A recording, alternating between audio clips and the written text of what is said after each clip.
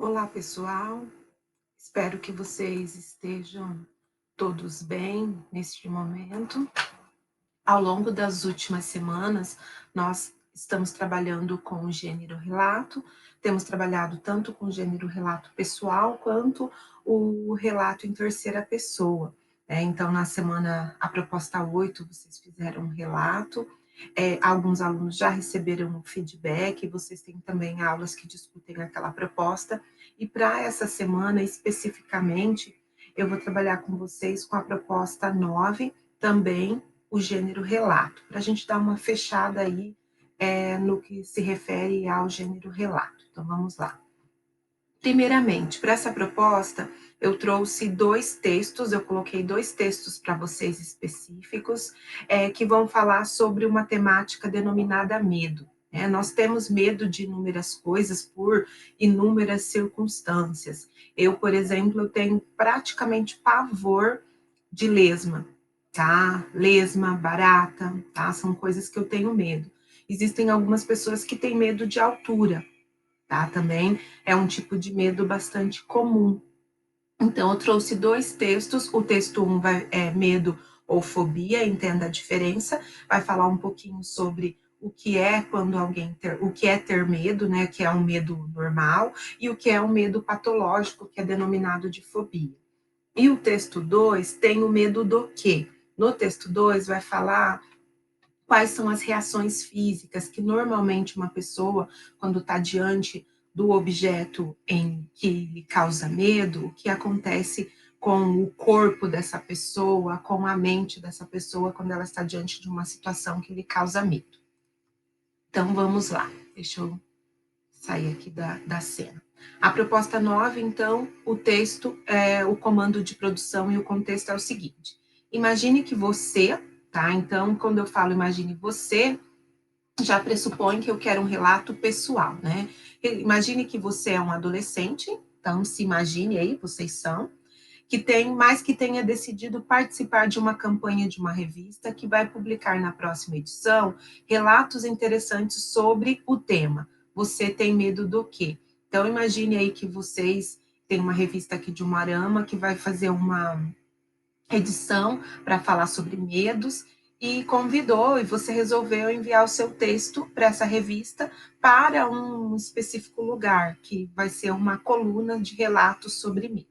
O tema ali, o título da coluna seria esse. Lembrem, gente, que no comando de produção é apresentado quem é você, então você é um adolescente, a partir disso você precisa, na caracterização, no papel social ali, no retrato social do personagem, você precisa apresentar indícios dessa marcação que está no comando, adolescente, então você pode colocar idade, alguma coisa nesse sentido, para marcar essa adolescência, para você marcar o perfil social do personagem. Lembre-se que o fato de colocar que você vai escrever um relato que poderia ser publicado aí na revista, numa coluna, você tem medo do quê? Não é uma carta que você vai escrever para a revista. Essa marcação de quem é você e para quem você está escrevendo dentro do comando, especificamente da UEM, e também isso vai acontecer no PSS, é para marcar o quê? A partir do momento em que você é um adolescente que está escrevendo um relato pessoal para a revista, pressupõe-se que você precisa usar recursos linguísticos adequados. Então, você tem que escrever de acordo com a norma padrão culto, obedecendo ortografia, obedecendo pontuação, regência, todas essas questões. Não porque vai aparecer o nome da revista no seu texto, porque não é uma carta. Com base nas informações dos textos orientadores, então você pode partir de algumas informações dos textos orientadores, mas você não vai poder coletar tudo de lá, você pode fazer uma pesquisa sobre medo, redija um relato sobre uma situação na qual mais sentiu medo até hoje. Então, imagina aí uma situação em que vocês estiveram diante de algo que você sentiu muito medo, tá? Então, vocês vão relatar este fato. Observem-se que quando vocês irem para os textos 1 e 2, que são os textos que aparecem antes da proposta, Tem gente que tem medo de bicho, tem gente que tem medo de falar em público. Existem aí diferentes tipos de medo.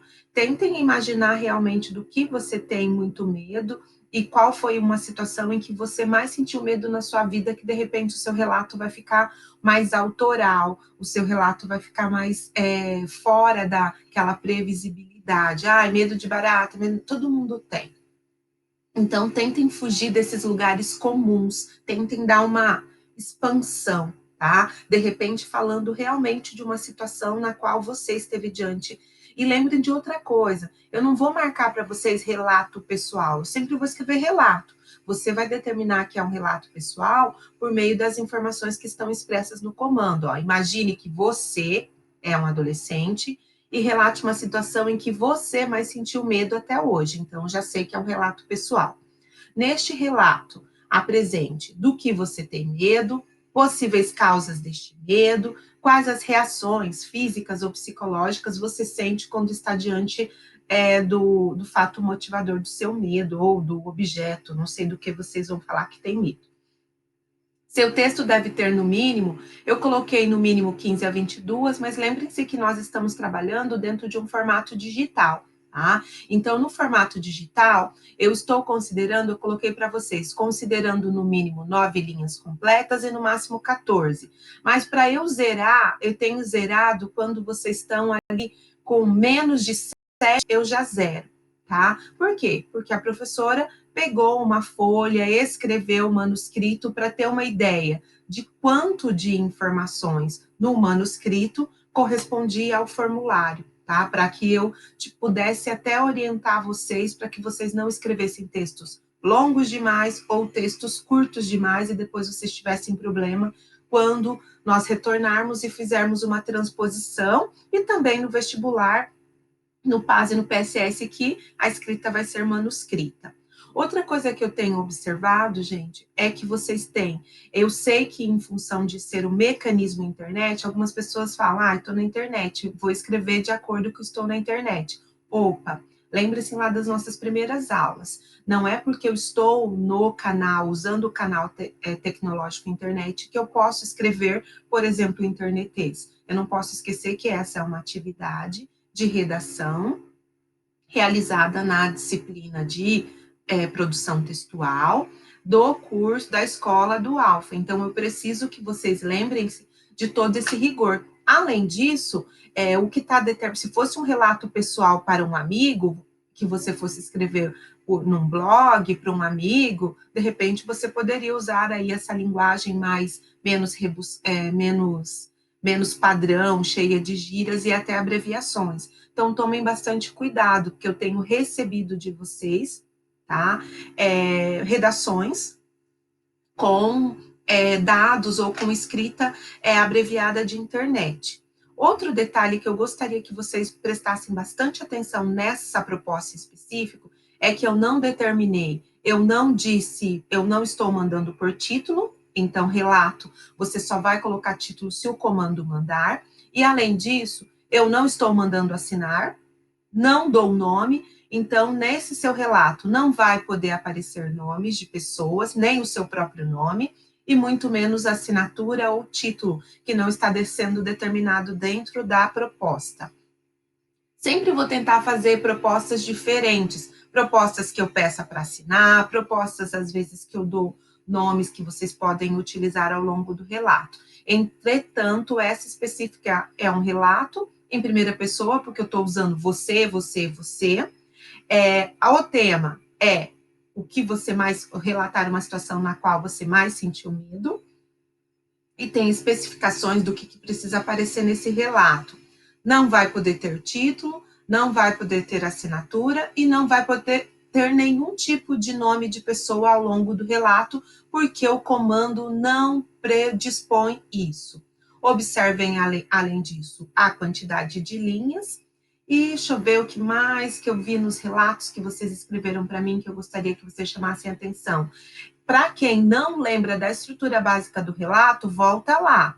Eu tenho uma contextualização marcada, o perfil social do relator, né, no caso de você, o seu perfil social, de acordo com o comando. Aí o perfil social é um adolescente, então você pode acrescentar mais informações que sejam pertinentes, de repente, para o medo que você vai relatar. Tome cuidado para não apresentar, tipo, eu sou uma adolescente bastante feliz, que joga bola todos os dias, sendo que isso não tem nada a ver com o seu medo. Se você vai falar de um medo, de repente, de dormir sozinho, então você, no seu relato pessoal, é legal você falar que você é um jovem adolescente, que você mora numa casa em que os irmãos dormem todos no mesmo quarto, né? Sabe? Você já cria uma família humilde, por isso todos os irmãos dormem, dividem o mesmo quarto, já faz uma caracterização do perfil social que tenha a ver com objetivamente aquilo que vocês pretendem discorrer ao longo da estratégia de qual é o medo que vocês vão apresentar. Isso é muito importante de ser destacado, tá? Então, fiz lá a contextualização, marquei o perfil social, depois eu vou fazer uma apresentação do fato numa ordem cronológica, observando o quê? Os marcadores de tempo, naquela semana, naquele mês, na sequência. É muito importante esses marcadores discursivos temporais, ou seja, essas conjunções, essas organizações, para marcar como que o fato aconteceu, pensando numa ordem cronológica aí, bastante sistematizada. E observando o quê? Vai ter que aparecer explicitamente, de repente, o medo, a causa e quais são as reações. Isso, gente, vai aparecer ao longo do seu relato, tá? Não é para você responder a perguntas do comando, é para você olhar para o comando quais são as informações que precisam obrigatoriamente aparecer dentro do seu texto para você aumentar a sua nota lá de coerência. Outra coisa muito importante é aqui no parágrafo final. Lembra que eu falei, um parágrafo, 3 a 4 parágrafos vocês vão fazer esse relato. No último parágrafo, qual é a perspectiva atual, tá? Quais são os efeitos desse fato que você narrou para a sua vida? Qual a perspectiva futura? Então, é muito importante que também apareçam aí essas nuances.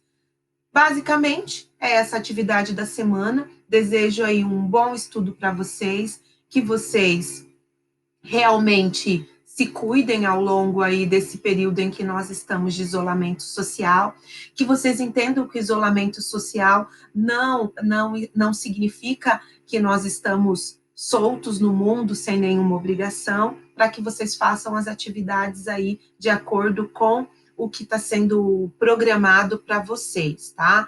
Do mais, gente, se cuidem. Lembre-se que essa semana deu uma esfriadinha, então é importante também que vocês cuidem da saúde de vocês, que vocês cuidem das pessoas que vocês gostam, porque, obviamente, nós queremos o mais breve possível estarmos todos juntos novamente, tá? Um abraço para vocês. E caso não tenham dúvidas, lembre-se de olhar lá o meu horário de atendimento de dúvidas. Meu horário de atendimento de dúvidas é na quarta-feira, das 8 às 9, e eu tenho também horário de atendimento de dúvidas na quarta-feira, das 16 até às 18 horas, tá? Então, nesses horários. Cuidado também com o e-mail. Tem gente que não está recebendo o feedback da correção porque está colocando o e-mail errado no formulário, tá? Então, na hora que vai preencher o formulário da atividade, por favor, colocar o número de matrícula certo, porque é por ele que nós vamos validar a sua frequência, e não esqueçam também de colocar o e-mail certinho. Colocou o e-mail errado, quando eu solto o feedback individual com a correção, você não vai receber, tá? Então, isso é um problema que eu tenho visto que alguns alunos têm entrado em contato comigo para relatar. Tudo bem? Um abraço para vocês, até semana que vem, e caso precisem, me procurem aí no nosso atendimento individual, pela nossa plataforma, pelo nosso fórum. Beijo, gente!